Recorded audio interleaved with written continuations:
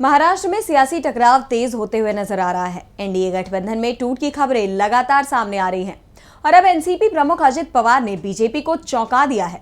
आगामी चुनाव को लेकर मुख्यमंत्री पद पर भी संग्राम छिड़ता हुआ नजर आ रहा है।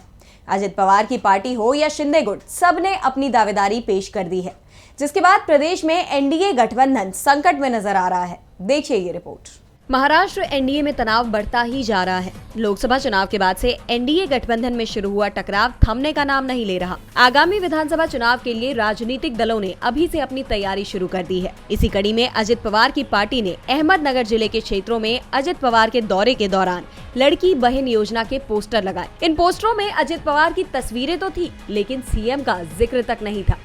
उप मुख्यमंत्री व वित्त मंत्री अजित पवार ने पिछले महीने ही विधानसभा में अपने बजट भाषण में मुख्यमंत्री माझी लाडकी बहन योजना की घोषणा की थी और जब अजित पवार यहां पहुंचे तो उन्होंने महिलाओं को, जनता को संबोधित किया, लेकिन उनके भाषण में भी इस योजना से मुख्यमंत्री शब्द नदारद रहा। तो उनके जन्मदिन पर 5 मंजिला केक काटा गया, जिसमें लिखा था, मैं अजित आशा अनंतराव पवार को महाराष्ट्र राज्य के मुख्यमंत्री के रूप में शपथ लेता हूँ। इस संदेश ने भी खूब सुर्खियां बटोरी। इस बीच देवेंद्र फडणवीस के बयान पर भी सियासत छिड़ गई। एक तरफ जहां शिंदे समर्थक एकनाथ शिंदे के नेतृत्व में चुनाव लड़ने की बात कर रहे हैं, तो वहीं फडणवीस ने मुख्यमंत्री पद को लेकर कहा कि कार्यकर्ता मुझसे पूछते हैं कि मुख्यमंत्री कौन होगा। मैं कहता हूं मुख्यमंत्री महायुति का होगा। इसके बाद ये मत पूछिए कि मुख्यमंत्री कौन होगा। जिसके बाद अब एनडीए गठबंधन में सीएम पद को लेकर घमासान छिड़ता हुआ नजर आ रहा है। कयास लगाए जा रहे हैं कि इस बार का चुनाव महायुति एक साथ नहीं लड़ पाएगा।